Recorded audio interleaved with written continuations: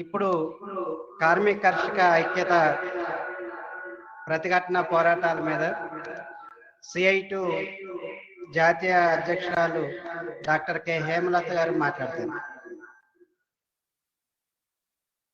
అధ్యక్ష వర్గానికి ఈ సెమినార్లో పాల్గొంటున్న అందరికీ నమస్కారం. ఈరోజు ఈ సెమినారు CI2 తెలంగాణ రాష్ట్ర కమిటీ అక్టోబర్ విప్లవ దినోత్సవం సందర్భంగా, అట్లాగే CI2 జాతీయ కౌన్సిల్ సమావేశాలు నవంబర్ 16 నుంచి 18 వరకు జరుగుతున్నాయి. అంతకు ఒక రోజు ముందు 15వ తేదీన all India coordination committee of working women CI2లో ఒక అంతర్భాగంగా శ్రామిక మహిళల సమస్యల మీద ప్రత్యేకంగా ఫోకస్ చేస్తూ అడ్రస్ చేసేదానికి ఏర్పాటు చేసిన సమన్వయ సమితి మీటింగ్ కూడా జరుగుతుంది. మొత్తం 4 రోజుల మీటింగ్ల సందర్భంగా ఈ సెమినారు ఆర్గనైజ్ చేస్తున్నందుకు వాళ్ళందరికీ CI2 రాష్ట్ర కమిటీకి ధన్యవాదాలు. ఈరోజు కోవిడ్ సందర్భంగా మనం కోవిడ్ బ్యాక్గ్రౌండ్లో ఈ మీటింగ్ జరుపుకుంటున్నాం, ఈ సెమినార్ జరుపుకుంటున్నాం. పెద్దలు అనేక విషయాలు చెప్పారు. సోవియట్ యూనియన్ ఏర్పాటు, అక్టోబర్ రివల్యూషన్ ప్రభావం ప్రపంచం మీద, ప్రపంచ కార్మిక వర్గం మీద, అట్లాగే పెట్టుబడి దేశాల మీద ఎట్లా ఉంది, దానివల్ల human rights, workers rights, ILO ఇవన్నీ కూడా ఎట్లా ఏర్పాటు చేయబడ్డాయి, దాని ప్రభావం ఎలా ఉంది. ఆ తర్వాత సోవియట్ యూనియన్ పతనం తర్వాత వీటన్నిటి మీద అటాక్స్, నియోలిబరల్ పాలసీస్ వీటన్నిటి ఉధృతం అవ్వడం, అట్లాగే వాటి ప్రభావం తగ్గుతూ వచ్చి ఈరోజు వర్కింగ్ క్లాస్ మీద, ప్రజాస్వామ్య హక్కుల మీద దాడులు అవన్నీ ఎలా పెరుగుతున్నాయి అనేది పెద్దలు చెప్పారు. నేను వాటన్నిటిలోకి వెళ్ళబోవట్లేదు. CI2 ఇంటర్నేషనల్ సిచ్యువేషన్ని జాగ్రత్తగా గమనించి, ఈ అన్ని పరిణామాలని కూడా జాగ్రత్తగా గమనించి, వాటి ప్రభావం మన దేశం మీద ఎట్లా ఉంది, మన దేశ ఆర్థిక వ్యవస్థ మీద, మన దేశ ప్రజల మీద, మన దేశ కార్మిక వర్గం మీద ఎట్లా ఉంది, దాన్ని ఎదుర్కొంటానికి కార్మిక వర్గాన్ని ఎట్లా సిద్ధం చేయాలి అనే దానికి ప్రయత్నం చేస్తూ ఉంది. CI2 కాన్స్టిట్యూషన్లోని కేవలం workers day to day issues మీద, వాళ్ళ ఆర్థిక సమస్యల మీదే పోరాటం చేయాలి అనేది కాకుండా, ఈ ఆర్థిక సమస్యలను దాటి ఈ సమాజం మార్చటానికి పోరాటం చేయాలి. కార్మికుల దోపిడీ, అలాగే ప్రజల మీద దోపిడీ, అణిచివేత అంతం చేయాలి అని అంటే సమాజాన్ని మార్చడం అవసరం. ఆ దిశగా కార్మికులు, కర్షకులు ఐక్యతతో, శ్రమజీవులందరి ఐక్యతతో మాత్రమే కార్మిక వర్గ నాయకత్వాన ఇది సాధ్యం అవుతుంది అనేది CI2 నమ్ముతుంది. తన రాజ్యాంగంలో CI2 అది రాసుకుంది, దానికోసం ప్రయత్నం చేస్తూ వచ్చింది. అందులో అనేక అనుభవాలు ఉన్నాయి, అనేక లోటుపాట్లు కూడా ఉంటాయి. కాబట్టి వాటన్నిటినీ చర్చించుకుని ఈ జనరల్ కౌన్సిల్లో రాబోయే రోజుల్లో ఎట్లా ముందుకెళ్ళాలి అనేది ప్లాన్ చేయడం కోసం ప్రధానంగా, అందులో ముఖ్యంగా హర్గోపాల్ గారు చెప్పినట్టుగా ఈరోజు ఒక అవకాశాలు కనిపిస్తున్నాయి. నయా ఉదారీకరణ విధానాలు, న్యూలిబరల్ పాలసీస్ అనే వాటి మీద మొత్తం ప్రపంచంలోనే ఒక అసంతృప్తి, వాటి మీద కోపం, ఒక ఇది పెరిగి దే హ్యావ్ బిన్ డిస్క్రెడిటెడ్. అంటే అవి డిస్క్రెడిట్ అయిపోయి ఈరోజు ఎక్కువ మంది ప్రజలు వాటిని తిరస్కరిస్తున్నారు. కొన్ని దేశాల్లో, ఇంక్లూడింగ్ అమెరికా లాంటి పెట్టుబడిదారి అభివృద్ధి చెందిన దేశాల్లో కూడా, ఉదాహరణకి కోవిడ్ టైంలో వాళ్ళు ప్రజల దీని గురించి క్యాష్ ట్రాన్స్ఫర్స్ ఇట్లాంటివన్నీ, అంటే నియోలిబరల్ పాలసీస్ని అధిగమించి కొన్ని చర్యలు తీసుకోక తప్పని పరిస్థితి ఏర్పడింది. మొత్తం మీదే ఈ పాలసీస్ మీద అసంతృప్తి ఏర్పడింది. ఈ నియోలిబరల్ పాలసీస్ పెట్టుబడిదారీ విధానంలోని క్రైసిస్ని అడ్రస్ చేయలేవు అనేది ప్రూవ్ అయిపోయింది. కాబట్టి మొత్తం ప్రజలు ఈరోజు ఆల్టర్నేటివ్ కోసం చూస్తున్నారు. ఆ ఆల్టర్నేటివ్ని ప్రొవైడ్ చేయగలిగితే మనం ముందుకు వెళ్ళగలుగుతాము అనేది కూడా అనేక దేశాల అనుభవాలు తెలియజేస్తున్నాయి. ఎక్కడెక్కడైతే గట్టిగా పోరాటాలు జరుగుతున్నాయో ఈ విధానాలకి వ్యతిరేకంగా, ఈవెన్ పార్టీస్, కార్మిక వర్గాలు తరఫున నిలబడి పోరాటాలు చేస్తారో అక్కడ కొంతవరకు ఈ పాలసీస్ని సపోర్ట్ చేసే పార్టీసు, రైట్ వింగ్ పార్టీసు అవి వెనకపట్టు పట్టడం అనేది మనం చూస్తున్నాం. కాబట్టి ఒక పాజిటివ్ అట్మాస్ఫియర్ అనేది క్రియేట్ అవుతూ వస్తుంది. దాన్ని ఎట్లా ఉపయోగించుకుని కార్మిక వర్గాన్ని ఐక్యం చేసి ఈరోజు పోరాటాన్ని ఉధృతం చేసి ఒక ఆల్టర్నేటివ్ కోసం మనం ఫైట్ చేయగలుగుతాము అనేది ఈ జనరల్ కౌన్సిల్లో డిస్కస్ చేయబోతున్నాం. దాని బ్యాక్గ్రౌండ్ ఈరోజు ఇంకొక ఇదేంటంటే ఈ పాండమిక్ టైంలోని the difference, the contrast between పెట్టుబడిదారీ విధానానికి అలాగే ఈ సోషలిస్ట్ విధానంలో ప్రజల ఆరోగ్యాన్ని రక్షించడం కోసం, వాళ్ళ లైఫ్స్ సేఫ్ గార్డ్ చేయడం కోసం ఎట్లాంటి విధానాలు తీసుకున్నారు అనేది కూడా ఒకటి బాగా కనిపించింది. ఉదాహరణకి అమెరికాలో ఎక్కడైతే పబ్లిక్ హెల్త్ ఇన్ఫ్రాస్ట్రక్చర్ అనేది లేదు, ప్రభుత్వ ఆరోగ్య వ్యవస్థ అనేది చాలా బలహీనంగా ఉంది, insurance based health system, insurance మీద ఆధారపడిన హెల్త్ సిస్టమ్ ఉంది, అట్లాగే ప్రైవేట్ హెల్త్ సిస్టమ్ డామినేట్ చేస్తుందో అక్కడ ఇంత సైంటిఫిక్గా టెక్నాలజికల్గా అడ్వాన్స్డ్ అయినప్పటికీ కూడా ఎలాగ అమెరికాలో కొన్ని కోట్ల మంది ఈ కోవిడ్కి గురయ్యారు, అట్లాగే ఎంత లక్షల మంది, అందరికంటే మొత్తం ప్రపంచంలోని అన్ని దేశాల కంటే కూడా ఈరోజు అమెరికాలో ఎక్కువ మంది చనిపోయారు. కాబట్టి అందులో ముఖ్యంగా పేద ప్రజలు, బ్లాక్, లాటినోస్, కలర్డ్ పీపుల్, ఇట్లాంటి వాళ్ళు వర్కర్స్, పూర్ వర్కర్స్ వాళ్ళు చనిపోయారు ఎవరికైతే ఈ హెల్త్ బెనిఫిట్స్ అందుబాటులో లేవు. అదే సోషలిస్ట్ కంట్రీస్లో మనం చూసినట్టయితే చైనాలో మొట్టమొదటగా ఇది డిటెక్ట్ అయింది. అయినప్పటికీ అక్కడ నంబర్ ఆఫ్ ఇన్ఫెక్టెడ్ పీపుల్ని వాళ్ళు కంటైన్ చేయగలిగారు, తగ్గించగలిగారు. అట్లాగే 5,000కి లోపలే అక్కడ చనిపోయిన వాళ్ళ సంఖ్య.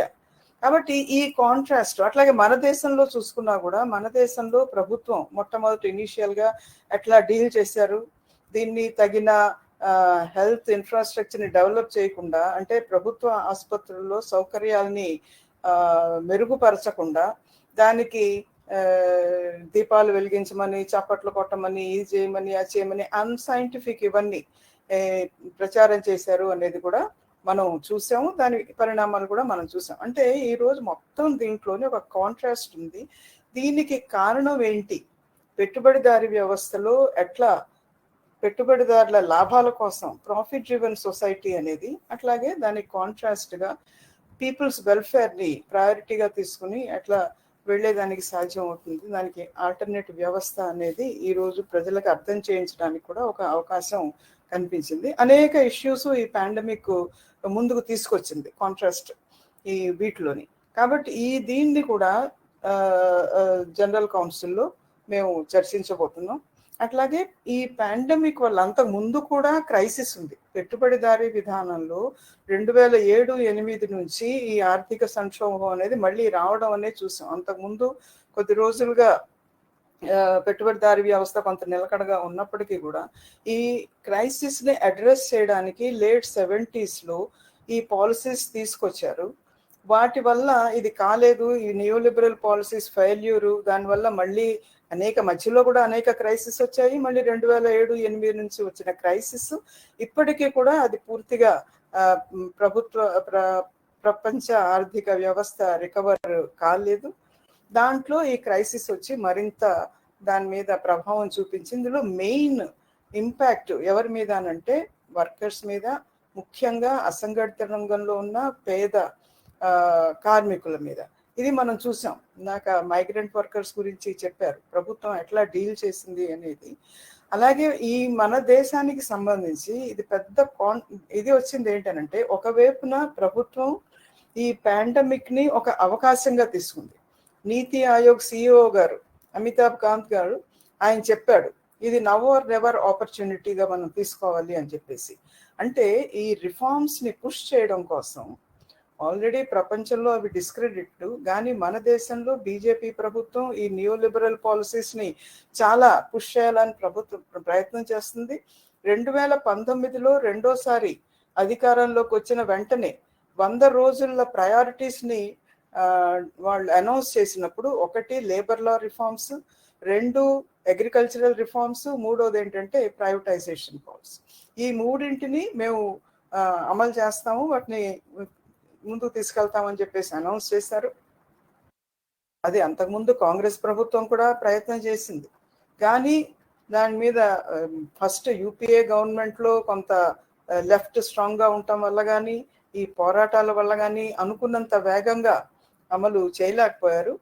బీజేపీ ప్రభుత్వం అధికారంలోకి వచ్చిన తర్వాత దాన్ని తీవ్రతరం చేసింది. రెండోసారి ఇంకా ఎక్కువ మెజారిటీ అధికారంలోకి వచ్చిన తర్వాత మరింత తీవ్రతరం చేశారు. ఈ పాండమిక్ ఏంటంటే దాన్ని ఒక అవకాశంగా తీసుకుని ఇదే టైంలో లేబర్ కోడ్స్ పాస్ చేశారు. అంతకుముందు ఒక కోడ్ ఆన్ వేజెస్ అంతకుముందే పాస్ చేశారు. ఈ పాండమిక్ టైంలోని మిగిలిన 3 codes, code on industrial relations, code on social security, code on occupational safety, health and working conditions, ఈ 3 ఇదే టైంలో పాస్ చేశారు.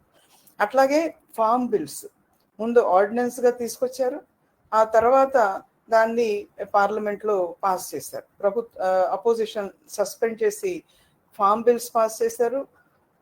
అపోజిషన్ లేని సమయంలో పార్లమెంట్లో లేబర్ కోడ్స్ పాస్ చేశారు. అలాగే ఇదే టైంలో ఈ ప్రైవేటీకరణకి కావలసిన ఇవన్నీ కూడా పాస్ చేశారు. జనరల్ ఇన్సూరెన్స్ దాని అమెండ్మెంట్ బిల్లు పాస్ చేశారు. కాబట్టి ఇవన్నీ మొత్తంగా ఇచ్చేసినట్టయితే, అలాగే ఇదే టైంలో ఏంటంటే ఇందాక చెప్పినట్టుగా ప్రజల constitutional rights, democratic rights, human rights, workers rights, వీటన్నిటి మీద దాడులు కూడా పెరిగినాయి. సిఐటియుగా మేము అభిప్రాయపడుతుంది ఏంటి అని అంటే, ఇదంతా ఒక వేటికి అది కాదు. అంటే లేబర్ కోడ్స్ అమెండ్మెంట్స్ వేరు, అగ్రికల్చరల్ లాస్ వేరు, లేదా ఈ ప్రైవేటైజేషన్ వేరు, అటాక్స్ ఆన్ హ్యూమన్ రైట్స్ లేదా అటాక్స్ ఆన్ డెమోక్రటిక్ రైట్స్ ఇవన్నీ వేరు అనేది కాకుండా ఇదంతా ఒక కాంప్రిహెన్సివ్, అంటే పెట్టుబడిదారీ విధానం. ఈరోజు క్రైసిస్లో ఉన్నప్పుడు ఆ క్రైసిస్ నుంచి బయటికి రావడానికి ఒక తీవ్ర ప్రయత్నం చేస్తున్నప్పుడు దాంట్లోని భాగంగానే కార్పొరేట్ ఈ పెట్టుబడిదారుల ప్రయోజనాలు కాపాడడానికి, అంటే వాళ్ళ లాభాలు పెంచడానికి, అలాగే వాళ్ళ ఆస్తులు పెంచడానికి, దాంతో పాటు కావలసిన చట్టాలు మార్పు చేయడం, దానికి వ్యతిరేకత వచ్చినప్పుడు ముఖ్యంగా కార్మిక వర్గం నుంచి కార్మిక వర్గ హక్కులని, కార్మిక వర్గ అధికారాలని వాళ్ళు అనేక పోరాటాలు చేసి సాధించుకున్న వాటన్నిటినీ కూడా అణిచివేసి, ఎందుకంటే ముఖ్యంగా ఏదైనా ఈ వర్కింగ్ క్లాస్ మీద ఇది చేసినప్పుడు కార్మిక వర్గం ముందు ఉంటుంది పోరాడానికి. కాబట్టి కార్మిక వర్గం సంఘం పెట్టుకునే హక్కుల్ని, వాళ్ళు పోరాటాలు చేసే అధికారాన్ని, వాటిని అణిచివేయడం, దాంతో పాటు ప్రజాస్వామ్య హక్కుల్ని, మీటింగులు పెట్టడం కానీ, ధర్నాలు చేయడం కానీ, లేకపోతే ఇతర రకంగా ఫ్రీడమ్ ఆఫ్ ఎక్స్ప్రెషన్ కానీ, వీటన్నిటి మీద అటాక్ చేయడం, అలాగే వాళ్ళ యూనిటీని దెబ్బ కొట్టడం కానీ, డివిజివ్ దీన్ని పెంచడం, అంటే ఈరోజు మతం పేరు చెప్పి, లేదా కులం పేరు చెప్పి, లేదా ప్రాంతం పేరు చెప్పి రకరకాల వీటిని రెచ్చగొట్టి ప్రజల ఐక్యతని విచ్ఛిన్నం చేసి ఆ రకంగా వాళ్ళ సంఘటిత పోరాట శక్తిని బలహీనపరచడం, ఇవన్నీ కూడా, అలాగే ప్రజల అటెన్షన్ని డైవర్ట్ చేయడం కానీ, రామ మందిరం పేరు చెప్పడం కానీ, లేకపోతే ఈ రకరకాల ఇవన్నీ చెప్పడం కానీ, అంటే నిజమైన శత్రువులు ఎవరు ఈరోజు ప్రజల అధికారాలు, ప్రజల పరిస్థితులు దిగజారడానికి కారణమైన అసలు పెట్టుబడిదారులు, ఈ పాలసీస్, ఈ విధానాలు, ఈ ఉదారీకరణ విధానాలు, పెట్టుబడిదారు వ్యవస్థ అనే దాని నుంచి వాళ్ళ అటెన్షన్ని డైవర్ట్ చేసి, వాళ్ళ దృష్టిని మళ్లించి, వాళ్ళు వేరే దీని మీద వాళ్ళ ప్రజలకి శత్రువులు ఎవరు అంటే మైనారిటీస్, వాళ్ళకి, లేకపోతే దళితులకు రిజర్వేషన్లు ఉన్నాయి కాబట్టి ఉద్యోగాలు తగినన్ని రావట్లేదు. ఈరోజు ఇటీవల కూడా యూపీ ముఖ్యమంత్రి గారు చెప్పాడు, అది వరకే డబ్బులన్నీ కబ్రిస్తాన్ల మీద ఖర్చు అవుతుండేవి, ఇప్పుడు మందిరాలు బాగు చేయించడానికి ఖర్చు పెడుతున్నాం అని చెప్పి, ఈ రకంగా ఈ ఇష్యూస్, వాళ్ళ day to day burning issues నుంచి డైవర్ట్ చేసి ప్రజలని, పోరాటాలని విచ్ఛిన్నం చేయడం, ఇదంతా ఒక కాంప్రిహెన్సివ్ ప్యాకేజ్గా మేము అభిప్రాయపడుతున్నాం. కాబట్టి దీనికి వ్యతిరేకంగా వర్కింగ్ క్లాస్ని ప్రిపేర్ చేయాలి అని అంటే ఇందులోని అన్ని ఇష్యూస్ని వర్కింగ్ క్లాస్ కూడా అడ్రస్ చేయాలి. వర్కింగ్ క్లాస్ మూవ్మెంట్ నుంచి అంటే సిఐటియు ప్లాట్ఫామ్ నుంచి వర్కింగ్ క్లాస్ మూవ్మెంట్ నుంచి కేవలం ఆర్థిక సమస్యల మీదే కాకుండా ఈ ప్రజల ఐక్యతని విచ్ఛిన్నం చేయడం కోసం లేవనెత్తుతున్న ఈ హిందుత్వ ఇది కానీ లేదా కమ్యూనల్ ఆర్గ్యుమెంట్స్ కానీ క్యాస్టిస్ట్ ఆర్గ్యుమెంట్స్ కానీ అంటే సోషల్ ఇష్యూస్ కూడా వాళ్ళ కులంకి సంబంధించింది, మతానికి సంబంధించింది, జెండర్కి సంబంధించింది, ఇలాంటి సోషల్ ఇష్యూస్ని కూడా ట్రేడ్ యూనియన్ ప్లాట్ఫామ్ నుంచి అడ్రస్ చేయాల్సిన అవసరం ఉంది. అది సిఐటియుగా ఎప్పటి నుంచో అనుకున్నాం, కానీ నిర్ణయం చేసాం, మహాసభలో చర్చించాం, కానీ దాంట్లో బలహీనతలు ఉన్నాయి అమల్లోకి వచ్చేటప్పటికి. కాబట్టి ఆ బలహీనల్ని దాని కారణాలేంటి, వాటిని అధిగమించడానికి ఏం తీసుకోవాలి అనేది కూడా రెగ్యులర్గా చర్చిస్తున్నాం. ఈ టైంలో ఇంకా ఈ జనరల్ కౌన్సిల్లో ఇంకా సీరియస్గా చర్చించాలి అనేది కూడా నిర్ణయించుకున్నాం. దీన్ని ఇది చేయాలంటే ఒకటి జాయింట్ ట్రేడ్ యూనియన్ ప్లాట్ఫామ్స్. ఇప్పుడు సిఐటియు ఏర్పాటు అయిన తర్వాత చాలా చొరవ తీసుకుని సిఐటియు మిగిలిన అన్ని ట్రేడ్ యూనియన్స్ ఏకం చేసి జాయింట్ ట్రేడ్ యూనియన్ ప్లాట్ఫామ్ చేయడానికి కృషి చేస్తూ వచ్చింది. దాంట్లో అనేక ఒడిదుడుకులు ఎదురయ్యాయి, అనేక అనుభవాలు వచ్చాయి. 2009 నుంచి ఏ సెంట్రల్ ట్రేడ్ యూనియన్స్ అట్లాగే independent federations central trade unions గా మొట్టమొదట్లో 2009లో బిఎంఎస్, ఐఎన్టీసీ కూడా ఆ ప్లాట్ఫామ్ లో ఉన్నాయి. కానీ బీజేపీ ప్రభుత్వం ఏర్పాటు అయిన తర్వాత బిఎంఎస్ బయటకు వచ్చేసింది 2015 సెప్టెంబర్ 2 కొద్ది రోజుల ముందు, ఆ సమ్మె కొద్ది రోజుల ముందు. ఆ తర్వాత నుంచి మిగిలిన ట్రేడ్ యూనియన్స్ అన్ని 10 సెంట్రల్ ట్రేడ్ యూనియన్స్ కలిసి ఇచ్చేస్తున్నాయి. వాటితో పాటు బ్యాంకు, ఇన్సూరెన్స్, కేంద్ర ప్రభుత్వ ఉద్యోగులు, రాష్ట్ర ప్రభుత్వ ఉద్యోగులు, బిఎస్ఎన్ఎల్ ఇట్లాంటి అనేక ఇండిపెండెంట్ ఫెడరేషన్స్ కూడా ఒక ప్లాట్ఫామ్గా ఉండి పోరాటాలు చేస్తున్నాం. ఇందాక చెప్పినట్టు డెఫినెట్లీ ఇది నేషనల్ లెవెల్లో ఉంది, కానీ కింది వరకు ఈ ఐక్యతని ఎలా తీసుకెళ్ళాలి అనేది ఒక పెద్ద ఇష్యూగా ఉంది. కాబట్టి ఈ ఐక్యతని కింది వరకు తీసుకెళ్ళడం కోసం కూడా ప్రయత్నాలు జరుగుతున్నాయి. ఇటీవల కాలంలో కొంత అడ్వాన్స్ కూడా మనం చూస్తున్నాం. ఉదాహరణకి డిఫెన్స్ ఎంప్లాయీస్ అక్కడ కూడా కొన్ని ఛాలెంజెస్. డిఫెన్స్ ఎంప్లాయీస్ ఫెడరేషన్స్ 3 కలిసి డిఫెన్స్లో కార్పొరేటైజేషన్ అంటే డిఫెన్స్ రంగంలో ప్రొడక్షన్ యూనిట్స్ని 41 ఆర్డినెన్స్ ఫ్యాక్టరీస్ని కుదించి ఇప్పుడు 7 కార్పొరేట్స్ కింద చేశారు. దానికి వ్యతిరేకంగా 3 ఫెడరేషన్స్ కలిపి పోరాటం చేసే సమ్మె ఇండెఫినెట్ సమ్మె చేయాలి అని చెప్పి కూడా నిర్ణయించాయి. కానీ ఈ లోపల ప్రభుత్వం ఏంటంటే ఎసెన్షియల్ డిఫెన్స్ సర్వీసెస్ ఆర్డినెన్స్ తీసుకొచ్చింది. తర్వాత దాన్ని ఏ చర్చ లేకుండా పార్లమెంట్లో పెట్టి ఇప్పుడు యాక్ట్ చేశారు. ఇదేంటంటే ఇది కేవలం డిఫెన్స్కి మాత్రమే పరిమితం కాదు, డిఫెన్స్కి రిలేటెడ్ అంటే దాంతో పాటు సంబంధం ఉన్న అనేక ఇండస్ట్రీస్, డిఫెన్స్ సప్లై చేసే ఇండస్ట్రీస్, ఉదాహరణకి అది ఎలక్ట్రిసిటీ కావచ్చు, ట్రాన్స్పోర్ట్ కావచ్చు, పోర్ట్స్ కావచ్చు, లేకపోతే స్టీల్ కావచ్చు, ఇట్లాంటి వాటి ఉత్పత్తితో సంబంధం ఉన్న అనేక ఏ రంగాల్లో కూడా సమ్మె చేయడం అనేది సాధ్యం కాదు. ఆ రకమైన ఆర్డినెన్స్ తీసుకొచ్చింది. ఇదే ఆ లోపల దీంతో పాటుగా ఏంటంటే ఐఎన్టీయూసీ కూడా కార్పొరేటైజేషన్ అంటే ప్రైవేటైజేషన్ కాదు, కాబట్టి మేము కార్పొరేటైజేషన్కి వ్యతిరేకం కాదు అని చెప్పేసి నిర్ణయం తీసుకున్నారు.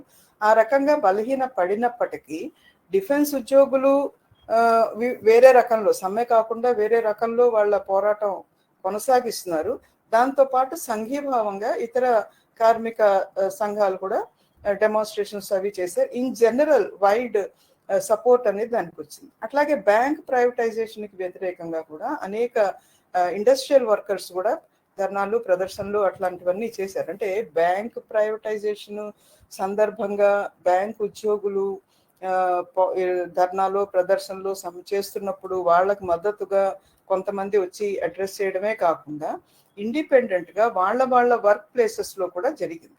అయితే జరగాల్సినంత జరిగిందా లేదా, మొత్తం వర్కింగ్ క్లాస్ అంతా సాలిడారిటీ చేయాల్సినంత చేస్తున్నారా లేదా అంటే డెఫినెట్గా అది జరగట్లేదు. దానికోసం ప్రయత్నం చేయాల్సిన అవసరం ఉంది. అయితే కొద్దో గొప్ప ఏంటంటే ముందు కంటే ఈ టైంలో గమనించింది ఏంటంటే ఈ సాలిడారిటీ యాక్షన్స్ అనేవి బాగా పెరిగాయి.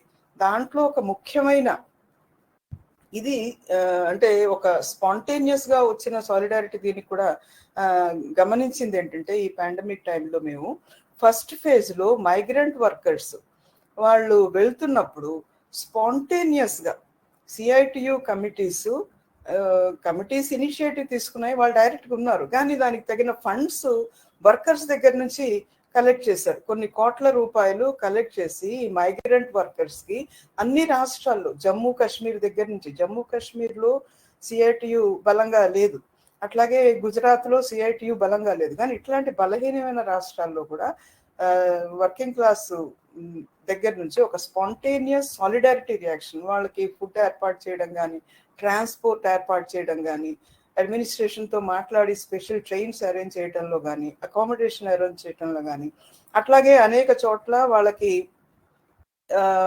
వర్క్ ప్లేస్ జీతాలు ఇవ్వకుండా రిట్రెంచ్మెంట్ చేయడం, వాళ్ళని ఉద్యోగాల నుంచి తీసేయడం, ఇట్లాంటి చేసినప్పుడు ఇంటర్వెన్షన్స్ కానీ, ఇవన్నీ చూసినప్పుడు ఒక ఇన్హరెంట్ గా వర్కింగ్ క్లాస్ లో ఒక ఫీలింగ్స్ ఆఫ్ సాలిడారిటీ అనేది ఉంది అనేది కనిపిస్తుంది.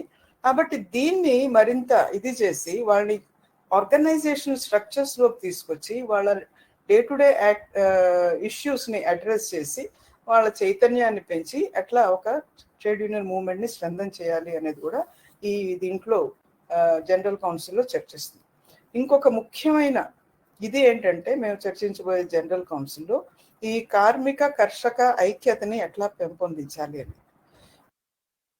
జూన్ నెలలో 2020 ఈ ఆర్డినెన్స్ ఇష్యూ చేసినప్పటి నుంచి కూడా వర్కింగ్ క్లాస్ గా ఈ ఆర్డినెన్స్ కి వ్యతిరేకంగా ఎప్పుడైతే ఈ పోరాటం స్టార్ట్ అయిందో, మొదట్లో పంజాబ్ లో స్టార్ట్ అయింది, ఆ తర్వాత అది ఎక్స్పాండ్ అయింది, అప్పటి నుంచి కూడా సిఐటియు అలాగే ఇతర జాయింట్ ట్రేడ్ యూనియన్ ప్లాట్ఫాము రైతులకి సాలిడారిటీగా ఖచ్చితంగా నిలబడ్డాయి. ఆగస్టు 9, 2020లో రైతుల సమస్యల మీద హైలైట్ చేస్తూ ప్లస్ వర్కింగ్ క్లాస్ ఇష్యూస్ కూడా తీసుకుని కోర్టింగ్ ఆఫ్ అరెస్ట్, ధర్నాలు, ఇట్లాంటి అనేక కార్యక్రమాలు చేసాం. గమనించాల్సింది ఏంటంటే, ఇవాళకి ఒక సిచ్యువేషన్ అంటే కన్సిస్టెంట్ గా సిఐటియు అట్లాగే ట్రేడ్ యూనియన్స్ రైతుల సమస్యల్ని ఫిజికల్ గా కూడా సాలిడారిటీ చెప్పడం వల్ల ఇవాళ ఆటోమేటిక్ గా అనేక సందర్భాల్లో ఢిల్లీ చుట్టుపక్కల ఉండే ఈ ధర్నా బార్డర్ దీంట్లోని మేము గమనించింది ఏంటంటే, ఇదేదో నాయకులు ఇస్తే రెస్పాండ్ అవటం అనేది కాకుండా వర్కర్స్ లోంచి, పెజెంట్స్ లోంచి వస్తున్నది కిసాన్ మజ్దూర్ ఏక్తా జిందాబాద్ అంటే వర్కర్ పెజెంట్ యూనిటీ జిందాబాద్ అనేది ఒక స్లోగను. అంటే ఆ అర్జ్ అనేది కార్మికులు కర్షకులు కలిసి ఈ పోరాటాలు చేసినట్టయితే మనం విజయం సాధించగలం అనేది. ఇవాళ పెజెంటరీ స్ట్రగుల్ అనేది ఒక హిస్టారికల్ స్ట్రగుల్. ఒక ఏడాది పైన వాళ్ళు కన్సిస్టెంట్ గా నిలబడ్డారు. ఒక రేపు నవంబర్ 26వ తేదీకి అక్కడ బార్డర్ దగ్గర ఏడాది అవుతుంది వాళ్ళు కూర్చుని. ప్రభుత్వం అనేక ఆటంకాలు కల్పించింది, కానీ అంటే రోడ్లు, హైవేస్ తవ్వేసి వాళ్ళు రాకుండా చేయడం దగ్గర నుంచి ఇక వాటర్ క్యానన్స్, అరెస్ట్లు, ఇవన్నీ మనందరికీ తెలుసు. ఇవి జరుగుతున్నా కూడా వాళ్ళు అక్కడ పోరాటం కొనసాగిస్తున్నారు. ఇది మొత్తం వర్కింగ్ క్లాస్ మూవ్మెంట్ కి ఒక పెద్ద ఇన్స్పిరేషన్. దీనికి ఫిజికల్ సపోర్టు, సాలిడారిటీ కాకుండా కొన్ని కోట్ల రూపాయలు వర్కర్స్, అన్ని సెక్షన్స్ వర్కర్స్, అంగన్వాడీ ఆశాలు అంటే మనందరికీ తెలుసు, వాళ్ళ వర్కర్స్ గా గుర్తింపు లేదు, వాళ్ళకి ఇచ్చే వేతనాలు 2,000, 6,000, 4,000 ఈ రకంగా ఉంటాయి. వాళ్ళ దగ్గర నుంచి రైల్వే ఉద్యోగులు, బిఎస్ఎన్ఎల్ ఉద్యోగులు, కేంద్ర ప్రభుత్వ ఉద్యోగులు, రాష్ట్ర ప్రభుత్వ ఉద్యోగుల వరకు, అంటే లక్షల రూపాయలు సంపాదించే ఉద్యోగుల వరకు కూడా వసూలు చేసి అన్ని రాష్ట్రాల నుంచి కొన్ని కోట్ల రూపాయలు అక్కడికి వెళ్ళి ఇవ్వడమే కాకుండా డెలిగేషన్స్ ఆఫ్ వర్కర్స్ అనేక సెక్టార్స్ నుంచి, తమిళనాడు నుంచి, కేరళ నుంచి, అస్సాం నుంచి, బీహార్ నుంచి, గుజరాత్ నుంచి, అన్ని రాష్ట్రాల నుంచి దాదాపు వర్కర్స్ ఒక 10 మంది దగ్గర నుంచి 100 మంది ఇంకా ఎక్కువ వరకు గ్రూపులుగా వెళ్ళి ఆ పెజెంట్స్ తో 2-3 రోజుల దగ్గర నుంచి వారం రోజుల వరకు అక్కడ వాళ్ళతో ఉండి సాలిడారిటీ చెప్పిన సంఘటనలు కూడా ఉన్నాయి. కాబట్టి ఒక పాసిబిలిటీ ఈ రోజు సిఐటియు ఏదైతే ప్రయత్నం చేస్తుందో, ఒకటి వర్కింగ్ క్లాస్ అంతటిని ఏకం చేయడం అనేది, రెండోది వర్కర్స్ని, కార్మికుల్ని, రైతుల్ని ఐక్యం చేసి ఈ పోరాటాలని ఉధృతం చేయాలి అని. కాబట్టి దానికి ఒక వాతావరణం అనేది ఈరోజు కనిపిస్తుంది. ఈ జనరల్ కౌన్సిల్ సమావేశంలో ఈ పోరాటాలని కూడా ఎలాగా ఇంకా ఉధృతం చేయొచ్చు, కేవలం వీటిని పై స్థాయి వరకే కాకుండా కింది స్థాయి వరకు ఎట్లా తీసుకెళ్ళాలి, గ్రామ స్థాయి వరకు కూడా ఎలా తీసుకెళ్ళాలి. ఉదాహరణకి ఈరోజు ఈ రైతులు దేనికైతే వ్యతిరేకంగా పోరాటం చేస్తున్నారో, ఈ ఫార్మ్ బిల్స్, ఇవి కేవలం రైతులకి సంబంధించిన ఇష్యూసే కాదు. సిఐటియుగా మేము అనేక సార్లు చర్చించాం. ఉదాహరణకి ఈ ప్రొక్యూర్మెంట్, ఈ మినిమం సపోర్ట్ ప్రైస్ ఇది అనేది ఈ ప్రొక్యూర్మెంట్ వ్యవస్థనే మొత్తం నాశనం చేసి ఇది చేసినట్టయితే రేషన్ వ్యవస్థ అనేది కూడా, ఈ పబ్లిక్ డిస్ట్రిబ్యూషన్ సిస్టమ్ అనేది కూడా నాశనం అయిపోతుంది. ఈ పబ్లిక్ డిస్ట్రిబ్యూషన్ సిస్టమ్ మీద డిపెండ్ అయ్యే కార్మికులు, ముఖ్యంగా అసంఘటిత రంగ కార్మికులు, పేద కార్మికులు, వీళ్ళు కూడా నష్టపోతారు. కాబట్టి దీన్ని వర్కర్స్లో కూడా తీసుకెళ్ళి, వర్కర్స్ ఎందుకు సాలిడారిటీగా ఫైట్ చేయాలి పెజెంట్స్తో పాటు అనేది తీసుకెళ్ళడానికి ప్రయత్నం చేస్తున్నాం. అలాగే రైతులు, ఈ కార్మికులు, మైగ్రెంట్ వర్కర్స్ అనేక మంది ఈరోజు పనులు లేక గ్రామాలకు వెళ్ళిపోయినప్పుడు, గ్రామాల్లో కూడా ఏమీ పని లేకుండా ఎక్కువ మంది మన్రేగాకి ఈరోజు ఎక్కువ డిమాండ్ పెరిగింది. కాబట్టి ఇప్పుడు మళ్ళీ వాళ్ళు పట్టణాలకి వచ్చే పరిస్థితి, పట్టణాల్లో ఉద్యోగాలు ఇప్పటికి కూడా లేవు, అన్ఎంప్లాయ్మెంట్ ఇప్పటికీ కూడా పెరిగింది, జాబ్ లాసెస్ ఇవన్నీ కూడా. ఈ పాండమిక్ టైంలోనే 2 కోట్ల మందికి పైగా ఉద్యోగాలు కోల్పోయారు అని చెప్పేసి సిఎంఐ చెప్పింది. అప్పుడు ఈ 2 కోట్ల మంది, 2,10,00,000 మందిలో కొద్ది మందికి ఉద్యోగాలు వచ్చాయి, కానీ వచ్చిన వాళ్ళకు కూడా చాలా అంటే జాబ్ గ్యారంటీ లేని ఉద్యోగాలు, అంతకు ముందు ఏ పని అయితే చేస్తున్నారో అంతకంటే వర్స్ కండిషన్స్లో అదే రకమైన ఉద్యోగాలు కాకుండా అంతకంటే తక్కువ వేతనాలకి, అంతకంటే ఉద్యోగ భద్రత లేని పనుల్లో చేయాల్సిన పరిస్థితి ఏర్పడింది. కాబట్టి ఇది ఇంకా ఈ workers conditions, unemployment situation worsen అయింది.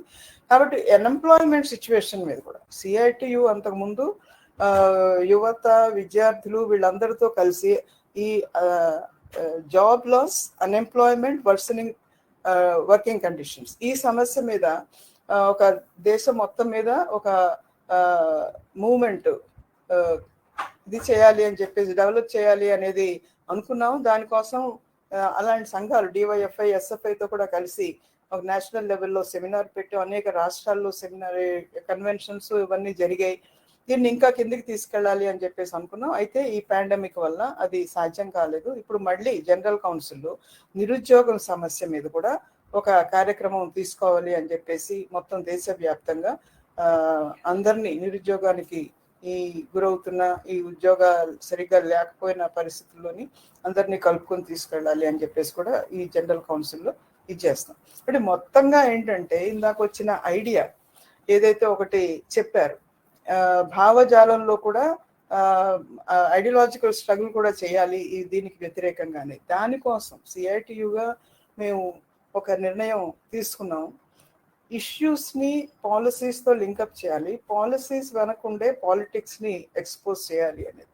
అంటే ఈరోజు ప్రతి ఇష్యూ కూడా, అది వేజ్ కానివ్వండి, లేకపోతే జాబ్ సెక్యూరిటీ కానివ్వండి, సోషల్ సెక్యూరిటీ కానివ్వండి, లేకపోతే ఈ ట్రేడ్ యూనియన్ రైట్స్ మీద, right to organise, right to collective bargaining, వీటన్నిటి మీద అటాక్స్ కానివ్వండి, వీటన్నిటి మీద అటాక్స్ అన్నీ కూడా ప్రభుత్వం అనుసరిస్తున్న పాలసీస్తో లింకప్ అయింది, న్యూ లిబరల్ పాలసీస్తో లింకప్ అయింది.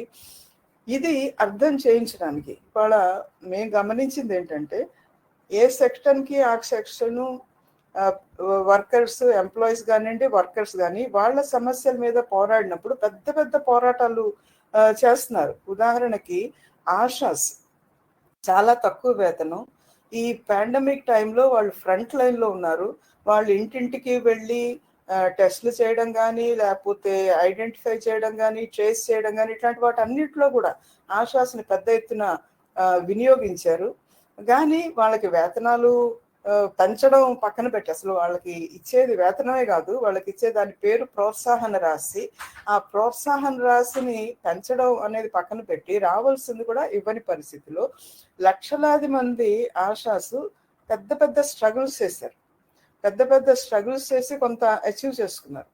పెద్ద అంటే సిఐటియు బలంగా లేని మధ్యప్రదేశ్, మహారాష్ట్ర లేదా హర్యానా ఇట్లాంటి రాష్ట్రాల్లో కూడా ఆడవాళ్ళు పోరాటాలు చేశారు. అట్లాగే అంగన్వాడీ వర్కర్స్ పోరాటాలు చేశారు, ఇతరులు.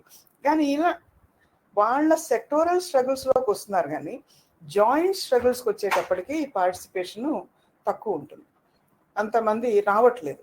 కాబట్టి దీని మెయిన్ రీజన్ ఏంటంటే వాళ్ళ స్ట్రగుల్స్, వాళ్ళ యునైటెడ్ స్ట్రెంగ్త్ మీద వర్కింగ్ క్లాస్కి కొంతవరకు కాన్ఫిడెన్స్ ఉంది, కానీ the need to fight against the policies, the relationship, అంటే వాళ్ళ సమస్యలకి ప్రభుత్వ విధానాలకి మధ్య ఉన్న సంబంధం. ఈ ప్రభుత్వ విధానాల వల్లే ఈ సమస్యలు వస్తున్నాయి అనేది అర్థం చేసుకోవడంలో, ఆ విధానాలకి వ్యతిరేకంగా జరిగే పోరాటాల్లో కూడా పెద్ద ఎత్తున పాల్గొనాలి అనే దాంట్లో ఇది కొంత బలహీనతలు ఉన్నాయి. కాబట్టి అది ఒకటి.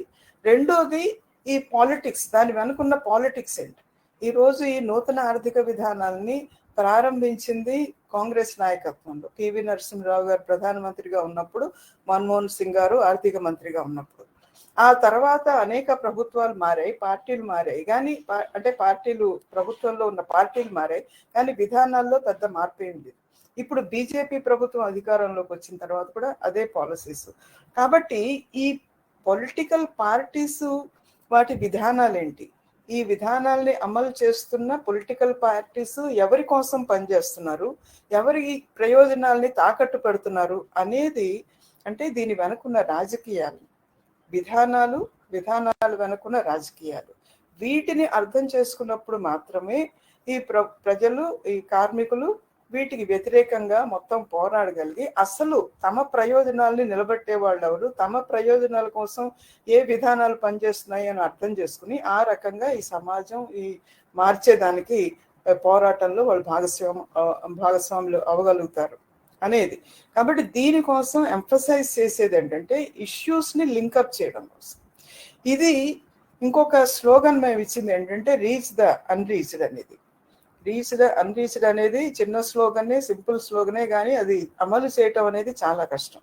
ఈ రోజు మేము గమనించింది మొత్తం సిఐటిగా కానీ, for that matter any trade union, వాళ్ళ పరిధిని దాటి బయట సెక్టర్స్ లోకి వెళ్లే దాంట్లోని చాలా బలహీనతలు ఉన్నాయి. కాబట్టి అదొక మెయిన్ దీంట్లోని జనరల్ కౌన్సిల్లో డిస్కస్ చేసేది ఎలాగా తమ మెంబర్షిప్ ని దాటి, ఫస్ట్ మెంబర్షిప్ మొత్తం, రెండోది మెంబర్షిప్ దాటి మిగిలిన కార్మికులు ఏ యూనియన్ లో ఉన్నప్పటికీ, ఏ యూనియన్ లో లేకపోయినప్పటికీ కూడా వాళ్ళందరినీ ఐక్యం చేయాల్సిన అవసరం గురించి. ఈ రోజు మొత్తం ట్రేడ్ యూనియన్ మూవ్మెంట్ తీసుకుంటే సిఐటియుని తో పాటు మిగిలిన అన్ని trade unions, central trade unions గా ఉన్న వాటన్నిటిని తీసుకుంటే టోటల్ వర్కింగ్ క్లాస్ లో 10% మంది కంటే తక్కువ మాత్రమే, సుమారు 10%కి ఇటు అటుగా మాత్రమే ఏదన్నా ఒక ట్రేడ్ యూనియన్ లో ఉన్నారు. ఎక్కువ మంది అసలు ఏ ట్రేడ్ యూనియన్ లోనూ లేరు. కాబట్టి ఈ పని చేసే పద్ధతిలో మార్పులు తీసుకొచ్చి సిఐటియు కమిటీలుగా పనిచేసే, సిఐటియు అఫిలియేటెడ్ యూనియన్స్ పనిచేసే పద్ధతుల్లో కూడా మరింత మెరుగుపరుచుకుంటూ ఇంకా ఎక్కువ మందికి, అది సోషల్ మీడియానే కావచ్చు, ఫిజికల్ సోషల్ మీడియా కంటే కూడా ఇంకా అవసరమైంది ఏంటంటే డైరెక్ట్ గా ఫిజికల్ గా ఇంటరాక్టివ్ పద్ధతులు, అంటే ఒక వన్ వే ట్రాఫిక్ లా కాకుండా, నాయకులు చెప్పేది మిగిలిన వాళ్ళు వినేది అనే పద్ధతిలో కాకుండా, అసలు ఈరోజు వర్కింగ్ క్లాస్ ఏం ఆలోచిస్తున్నారు, వాళ్ళ సమస్యలు ఏంటి, దానికి కారణాలు ఏమనుకుంటున్నారు అనేది ఇంటరాక్ట్ అయ్యి వాళ్ళ నుంచి విని దానికి బట్టి రెస్పాండ్ అయ్యి వాళ్ళ చైతన్యాన్ని పెంచి ఈ అవగాహనని పెంచడానికి ప్రయత్నం చేయాల్సిన అవసరం ఉంది. అంటే ఎప్పటికైతే ఇష్యూస్ కి పాలసీస్ కి మధ్యలో ఉండే లింక్ ని అర్థం చేసుకోనంత వరకు జరిగేది ఏంటంటే, మనం చూస్తున్నట్టుగా ఇష్యూస్ మీద ఫైట్ చేస్తారు, కానీ మళ్ళీ ఎలక్షన్స్ ఇట్లాంటివి వచ్చేటప్పటికి ఆ ఇష్యూస్ ని ఏ పార్టీస్, ఏ పొలిటికల్ పార్టీస్ అయితే అమలు జరుగుతున్నాయో వాటికే ఓట్ చేసే పరిస్థితి, వాటినే సపోర్ట్ చేసే పరిస్థితి. దాని వెనక ఇతర అనేక సోషల్ కారణాలు కూడా ఉండొచ్చు, ఇన్ఫ్లుయెన్స్ ఆఫ్ కాస్ట్ ఉండొచ్చు, రిలీజియన్ ఉండొచ్చు, ఇంకా అనేక ఇతర కారణాలు ఉండొచ్చు. కానీ బేసికలీ ఈ లింక్ గనక అర్థం చేసుకుని ఈ విధానాలకి వ్యతిరేకంగా పోరాటంలో అందరినీ, విధానాలకి వ్యతిరేకంగా ఉండే వాళ్ళందరినీ ఐక్యం చేయాల్సిన అవసరాన్ని గుర్తించినట్టయితే అప్పుడు ఈ కార్మిక వర్గ పోరాటాలు మరింత ఉధృతం అయ్యే అవకాశం ఉంటుంది. కార్మిక వర్గ పోరాటాలు ఉధృతం చేయకుండా కార్మికులు, రైతులు ఈరోజు ఎవరైతే రెండు ప్రొడక్టివ్ ఫోర్సెస్, ఈరోజు దేశంలో ఉన్న రెండు బేసిక్ ప్రొడక్టివ్ ఫోర్సెస్ కార్మికులు, రైతులు, ఈ రెండు ఫోర్సెస్, అలాగే వ్యవసాయ కార్మికులు, ఈ రెండు ఫోర్సెస్ ఐక్యం అయినప్పుడు మాత్రమే ఈ పోరాటాన్ని, ఈ విధానాలకు వ్యతిరేకంగా జరుగుతున్న పోరాటాన్ని ఉధృతం చేయడం సాధ్యం అవుతుంది. దీంట్లోనే వీటిని రివర్స్ చేయడం కానీ, దీన్ని అధిగమించి ప్రజల్లో ఈ రకమైన ఆలోచన వచ్చినప్పుడు, ఎందుకంటే వరల్డ్ వైడ్ మన దేశంలో ఎక్స్పీరియన్సెస్ ఇవన్నీ కూడా ఈ విధానాల ఫెయిల్యూర్ ని మనం చూస్తున్నాం. ఆల్టర్నేట్ పాలసీస్ ని మనం ముందుకు తీసుకొచ్చి ఆల్టర్నేటివ్ ఏ రకంగా సాధ్యం అవుతుంది అనేది, దానికి కావాల్సిన రిసోర్సెస్ ఉన్నాయి, అయితే దానికి అడ్డం ఏమిటి అనేది అర్థం చేయించగలిగితే డెఫినెట్లీ రాబోయే రోజుల్లో పోరాటాలు ఉధృతం చేయడానికి, సమాజం మారేదానికి అవకాశం ఉంటుంది అనేది సిఐటియు నమ్ముతుంది. కాబట్టి దానికి కావలసిన విధంగా ఈ జనరల్ కౌన్సిల్లో చర్చించి దానికి తగిన నిర్ణయాలు తీసుకోవాలని చెప్పేసి మేము ప్రయత్నం చేస్తున్నాం. దానికి ఆతిథ్యం ఇచ్చిన సిఐటియు తెలంగాణ రాష్ట్ర కమిటీకి ధన్యవాదాలు తెలియజేస్తున్నాం. ఖచ్చితంగా దీంట్లో ముందుకు వెళ్తాము అనేది నమ్మకం మాకుంది. ఈ అవకాశం మీ అందరికీ ధన్యవాదాలు.